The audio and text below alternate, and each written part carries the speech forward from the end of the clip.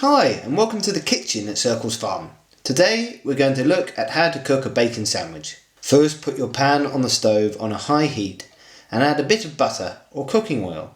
Then add your bacon to the pan, using tongs so you don't touch the raw meat. Usually 2 slices per sandwich. Leave the bacon to sizzle away and prepare the bread by buttering each piece on one side.